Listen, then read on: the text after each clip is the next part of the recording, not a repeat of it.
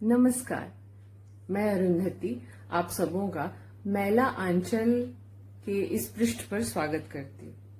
आज संवाद श्रृंखला की कड़ी में हमारे साथ जुड़ेंगे वीरेंद्र यादव जी। ये वर्ष रेणु की जन्म शताब्दी का है और हम इसे सेलिब्रेट कर रहे हैं डिजिटल प्लेटफॉर्म पे। तो आलोचक है, उपन्यास के आलोचक हैं और उन्होंने छात्र जीवन से ही वामपंथी बौद्धिक व सांस्कृतिक गतिविधियों में सक्रिय हिस्सेदारी की है। उत्तर प्रदेश प्रगतिशील लेखक संघ के लंबे समय तक सचिव एवं प्रयोजन पत्रिका का संपादन किया है। जॉन हर्सी की पुस्तक हिरोशिमा का अंग्रेजी से हिंदी में अनुवाद, साहित्यिक सांस्कृतिक विषयों पर पत्र पत्रिकाओं में विपुल लेखन, प्रेमचंद्र संबंधी बहसों और 1857 के विमर्श पर हस्तक्षेपकारी लेखन के लिए विशेष रूप से चर्चित हैं। कई लेखों का अंग्रेजी व उर्दू में भी अनुवाद प्रकाशित है। राग दरबारी उपन्यास पर केंद्रित विनिबंध इग्नू दिल्ली के एमए पाठ्यक्रम में शामिल है। नवे दशक के औपन्यासिक परिदृश्य पर विनिबंध पहल पुस्तिका में प्रकाशित। सम्मान उन्हें आलोचनात्मक अवदान के लिए वर्ष 2001 का देवी शंकर अवस्थी सम्मान से सम्मानित किया गया है। हुआ रेणु, फणीश्वर नाथ रेणु को शायद हम सभी जानते हैं। मेरा व्यक्तिगत रूप से उनसे पहला परिचय 9वीं कक्षा में के पंचलैट के रूप में हुआ था। आज की ये चर्चा हमारी उनकी कृति मैला आंचल उसके इर्द गिर्द होगी। हम रेणु के मैला आंचल को थोड़ा और समझेंगे, थोड़ा और जानेंगे। फणीश्वर नाथ रेणु की यह रचना कालजयी है। ये एक कलात्मक उपन्यास है या फिर रीजनल उपन्यास है या फिर एक राजनैतिक पॉलिटिकल उपन्यास है। इसमें कैसे इसमें सारी रियलिज्म इसमें कितना है, यथार्थवाद जो हम कहते हैं, और इसके भिन्न भिन्न पहलुओं को थोड़ा और अच्छे से समझेंगे वीरेंद्र यादव जी के साथ। चलिए हम लोग सुनते हैं वीरेंद्र यादव जी को।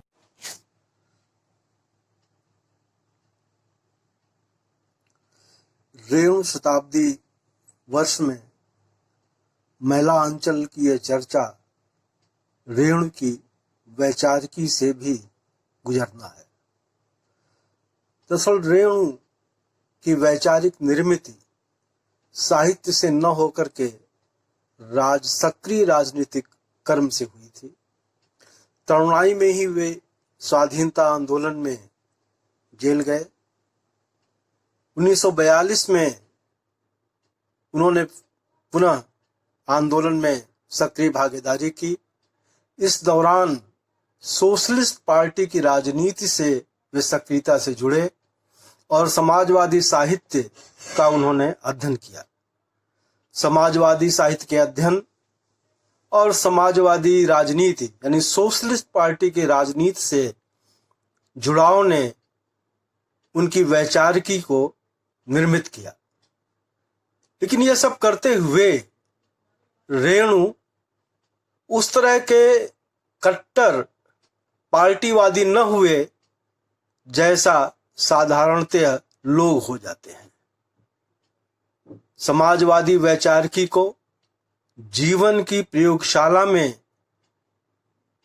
परखते निरखते मैरीगंज की कथा उन्होंने जो मैलांचल में कही है, वो समूचे उत्तर भारत के जनजीवन, उसके संघर्षों, उसके शोषण, उसकी उम्मीदों और उसके उत्साह की कथा है।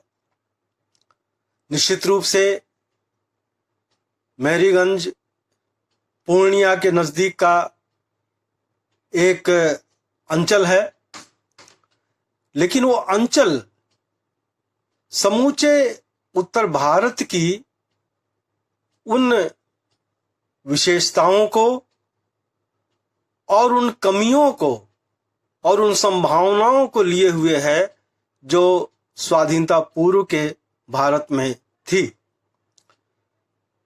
मैलांचल के लिखे जाने के 2 दशक पूर्व प्रेमचंद गोदान लिख चुके थे। मैलांचल से एक बार फिर रेणु ने प्रेमचंद की परंपरा की वापसी की।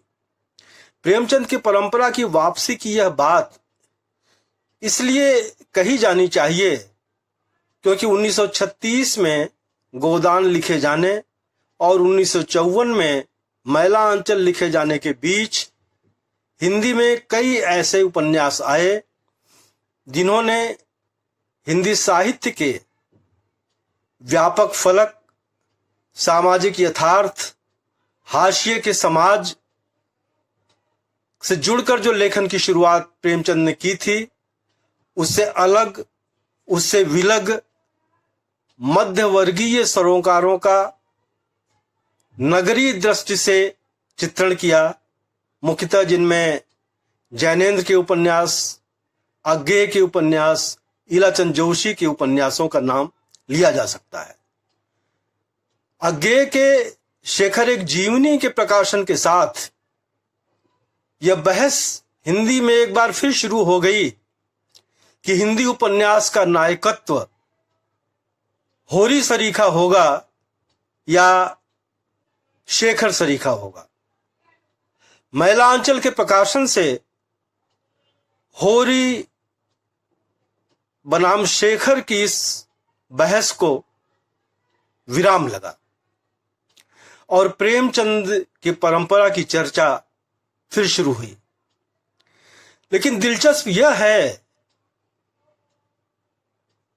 कि मैलांचल को चाहने वाले सरोकारवादी भी थे और कलावादी भी थे, लेकिन कलावादियों के कारण अपने अलग थे और सरोकारवादियों के कारण अपने अलग थे। मैलांचल की चर्चा करते हुए जहां भारतीय जनता के बृहत्तर यथार्थ, भारतीय समाज के आवेग, दुखों, उम्मीदों की कथा एक बार फिर हिंदी में आई, उसी के साथ साथ कलावादी खेमे में ये उत्साह हुआ कि एक अंचल विशेष पर आधारित उसका लोक जीवन, उसका लोकगीत, उसकी लय और एक समूचा जिसे कहा जाए कि एक आस्वाद परक दृष्टिकोण से प्रकृति का आस्वादन, यह सब कुछ उन्हें मैलांचल को कलावादी उपन्यासों में परगणित करने के लिए पर्याप्त था। लेकिन चिंता की बात यह है कि कलावादी खेमे द्वारा रेणु के इस अधिग्रहण ने या मैलांचल के इस अधिग्रहण ने रेणु के जो वास्तविक नेतार्थ थे, जो मैलांचल का कथ्य जिस तरह से व्यापक सामाजिक सरोकारों से निसृत था, उसकी चर्चा कहीं पृष्ठभूमि में चली गई। यद्यपि इसके प्रकाशित होते ही शिवदान सिंह चौहान, प्रकाश चंद्र गुप्त, मार्कंडे आदि सरीखे प्रगतिशील लेखकों ने मैलांचल के महत्व को रेखांकित किया, लेकिन मैलांचल पर प्रगतिशील खेमे से ही डॉक्टर रामविलास शर्मा की आलोचना के रूप में जो ग्रहण लगा, उससे लंबे समय तक मैलांचल मुक्त न हो सका। और एक दूसरी बात कि रेणु ने मैलांचल को स्वयं आंचलिक उपन्यास करार दिया था। आंचलिक उपन्यास करार देने के कारण इसे आंचलिकता की सीमा में बांध कर ही इसकी चर्चा, इसका विश्लेषण शुरू हो गया। जबकि रेणु का आशय इसे किसी भूभाग या उसकी प्रकृति या उसके लोक संगीत या उसकी लय या उसके नैसर्गिक वातावरण तक ही सीमित नहीं करना था, बल्कि उस अंचल के लोग, उस अंचल का जीवन, उस अंचल की राजनीति, उस अंचल का संघर्ष, ये सब कुछ उसमें शामिल था। उसमें प्रकृति भी शामिल थी, उसमें पशु पक्षी भी शामिल थे। पहली बार रेणु ने महिला आंचल को एक समूचा वातावरण, जिसमें गांव भी था, राजनीति भी थी, जाति भी थी, वर्ण भी थे, ये सब कुछ था। मैरीगंज की चर्चा करते हुए रेणु ने कहा वहां 12 बरन के लोग रहते थे। महिलांचल में यह नायास नहीं है कि सभी जातियों के टोले हैं, और उस समय उत्तर भारत की राजनीति में जितने तरह के प्रभाव थे उसको हम देख सकते हैं। महिलांचल आजादी के 5 वर्षों से पहले से शुरू होकर के 5 वर्ष के बाद तक की कथा है, यानी कि 1942 से लेकर के 1952 तक। प्रेमचंद ने गोदान को जहां छोड़ा था, यानी कि वो स्वाधीनता आंदोलन की निर्मित की कथा पर प्रेमचंद ने गोदान को छोड़ा था, रेणु ने महिलांचल को वहीं से उठाया। स्वाधीनता आंदोलन का उत्कर्ष महिलांचल में है, तो स्वाधीन भारत में कांग्रेस के नेतृत्व में जो राजनीति उभरी, उसके अपकर्ष का भी चित्रण महिलांचल में है। ध्यान देने की बात यह है कि महिला आंचल के समूचे कथ्य में स्थानीय राजनीति के जो कारक हैं, वो चाहे बालदेव हो, बामनदास हो, कालीचरण हो, चरित्र कर्मकार हो, ये सारे लोग हाशिए के समाज के लोग हैं। स्वाधीनता आंदोलन की विभिन्न धाराओं में शामिल होकर के ये समाज की नियति और व्यापक राजनीति में हस्तक्षेप करके अपनी व्यक्तिगत नियत को बदलने का लक्ष्य नहीं रखते। सोचने की बात यह है कि हाशिए के समाज में राजनीति की इस चेतना का सृजन करके रेणु महिलांचल में क्या संदेश देना चाहते हैं। संदेश बहुत साफ है कि स्वाधीनता के आंदोलन में गांधी के चमत्कारिक व्यक्तित्व के प्रभाव में ग्रामीण जन किस तरह से उनके प्रभाव में था,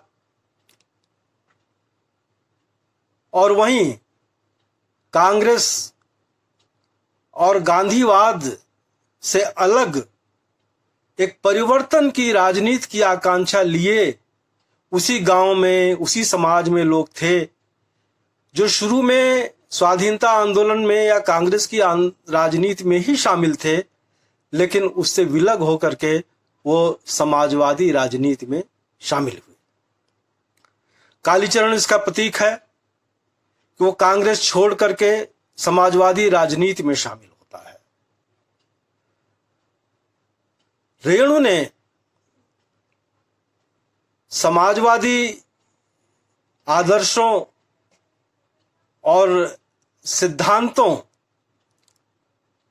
की रोशनी में यह तथ्य भी रेखांकित किया कि आदर्श और यथार्थ के बीच कितनी दूरी है।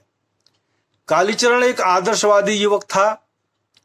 वो गांव के निम्न वर्गीय लोगों, हलवाहों, चरवाहों या दूसरे हाशिए के समाज के लोगों के दुख दर्दों में सहभागी बन करके उसने नेतृत्वकारी भूमिका निभाई।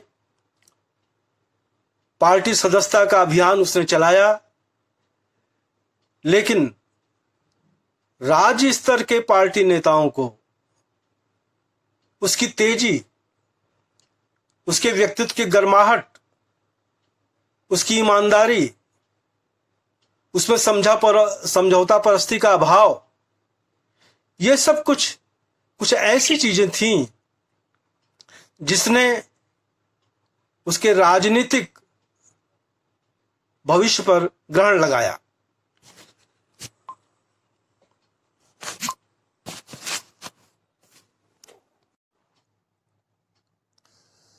चरित्र कर्मकार भी एक ऐसा ही पात्र है। वह गरीबों और हाशिए के समाज के संघर्षशील लोगों का मददगार है। जब तक वो अपनी गतिविधियों से पार्टी के लिए चंदा जुटाता था, तब तक तो वो सोशलिस्ट पार्टी का चहेता कार्यकर्ता था। लेकिन जब वो पार्टी के अनुशासन से मुक्त होकर के एक रॉबिन हुड की भूमिका में आम जन का मददगार हो जाता है, तो पार्टी ने उसे अराजक तत्व करार देकर निष्कासित कर दिया। चरित्र कर्मकार रेणु ने लिखा है कि वो एक वास्तविक जीवन का पात्र था। सन 42 के आंदोलन में जेल गया था और उस मोमेंट में उसका बहुत योगदान था। जाहिर है कि उसके योगदान का लाभ बड़े नेताओं ने उठाया, लेकिन बाद में वो उस पार्टी से निष्कासित किया गया। रेणु इस तथ्य को रेखांकित करके जो बदलाव को समर्पित पार्टियां हैं, वे भी अपने संस्थागत रूप में किस तरह से यथा स्थिति की पोषक हो जाती हैं, इस तथ्य को रेखांकित किया। दरअसल रेणु जमीन और जाति, इन दो चीजों को भारतीय ग्राम्य जीवन, विशेषकर उत्तर भारत और बिहार की प्रमुख समस्या मानते थे। यह अनायास नहीं है कि संथालों का जमीन के लिए संघर्ष मैलांचल में एक बड़ा स्थान घेरता है, और शायद मैलांचल हिंदी का वो पहला उपन्यास है जिसमें संथाल संघर्ष का वर्णन है। इस संथाल संघर्ष के माध्यम से जमीन के मुद्दे को केंद्रीयता प्रदान करते हुए रेणु ने यह तथ्य भी रेखांकित किया कि जमीन को लेकर के जो भी अधिनियम बनाए गए गरीबों के पक्ष में, उसका क्रियान्वयन जिस तंत्र के द्वारा होना था, उस तंत्र पर वही लोग काबिज थे जो जमीन के लाभार्थी थे, यानी कि जो भूस्वामी थे। तो उस वर्ग के रहते हुए कोई भी कानून आसानी से सफल नहीं हो सकता था। जाति यानी जाति श्रेष्ठता का मुद्दा रेखांकित करके मैलांचल में रेणु ने वर्णाश्रम व्यवस्था के उस तंत्र को रेखांकित किया जिसमें जो जितने ऊंचे पाए पर था वो उतना ही बड़ा भूमिधर था और समाज के वर्णाश्रम व्यवस्था के जो निचले पाए के लोग थे वो किस तरह सर्वहारा और भूमिहीन थे। यहां पर मैलांचल के एक पात्र का उल्लेख किया जाना आवश्यक है। आज राजनीति की जिस धारा को सांस्कृतिक राष्ट्रवाद के रूप में पहचाना जाता है, उस सांस्कृतिक राष्ट्रवाद के प्रतिनिधि के रूप में तब यानी कि आजादी के तुरंत बाद, आजादी मिलने के आसपास के वर्षों में उसकी क्या भूमिका थी, यह ज्योतिषी जी मैलांचल के बाभन टोले के ज्योतिषी जी के माध्यम से बखूबी उद्घाटित होता है। गांव में मलेरिया सेंटर का बनना हो, यानी कि उस मलेरिया सेंटर के बनने में डॉक्टर प्रशांत जिस मलेरिया सेंटर को स्थापित करने के लिए मैरीगंज आते हैं, उस मलेरिया सेंटर के निर्माण में जितनी मेहनत कश जातियां हैं वो सब तो सहयोग देती हैं, लेकिन बाभन टोले के ज्योतिषी जी उस मलेरिया सेंटर के विरुद्ध प्रचार करते हैं कि इसके टीके से काफी लोग जीवित नहीं रहेंगे और एक नए किस्म की बीमारी फैल जाएगी। ज्योतिषी जी की इस भूमिका को आगे विस्तार देते हुए रेणु ने उपन्यास के अंत में गांधी जी की मृत्यु के समय ज्योतिषी जी की भूमिका को जिस तरह संकेतित किया है, यानी गांधी जी की मृत्यु के बाद जब गांव में शोक उत्सव मनाया जाता है तो उस शोक उत्सव में गांव के लोग क्यों भागीदार न बने, उनको निरुत्साहित किया ज्योतिषी जी ने, और उसके पीछे की सोच, उसकी राजनीति को संकेतों में रेणु ने व्यक्त किया है।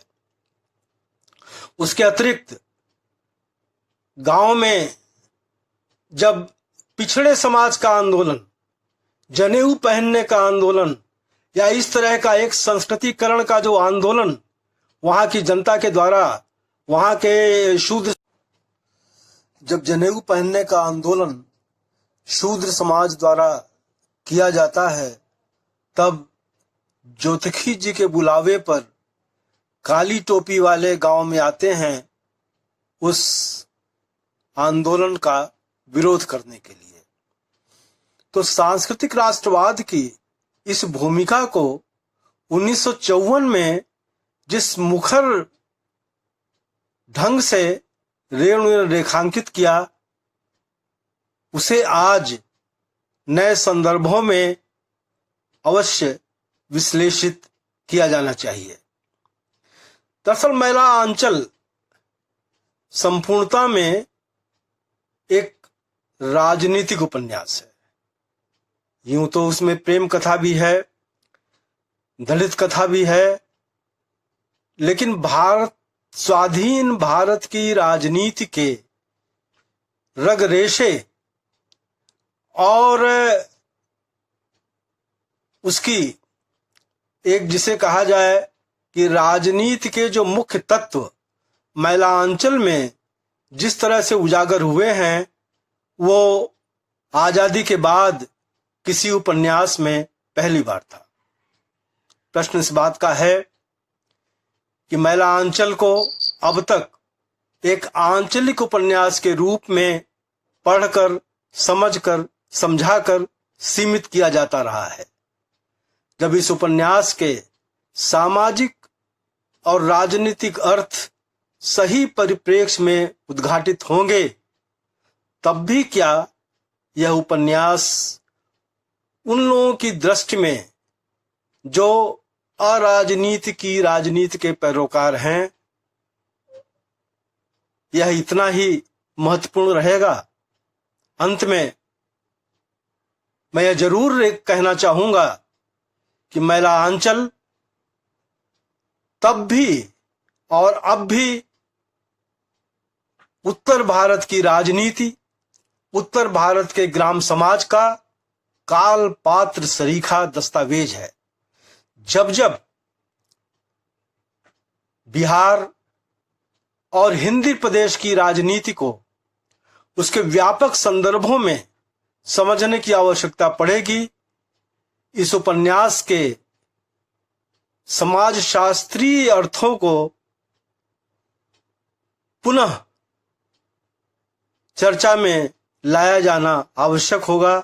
और मैं समझता हूं कि रेणु शताब्दी के इस वर्ष में मैला आंचल के इन छिपे हुए, या यह भी कहा जाना चाहिए कि इन छिपाए गए नेतार्थों को नए संदर्भों के साथ आज की नई परिस्थितियों के संदर्भ में फिर से उद्घाटित किया जाना चाहिए। और मैला आंचल आज प्रासंगिक ही नहीं बल्कि एक जरूरी उपन्यास है, और निश्चित रूप से गोदान के बाद मैला आंचल के साथ भारतीय समाज को, व्यापक हाशिए के समाज को समझने की एक नई दिशा मिलती है।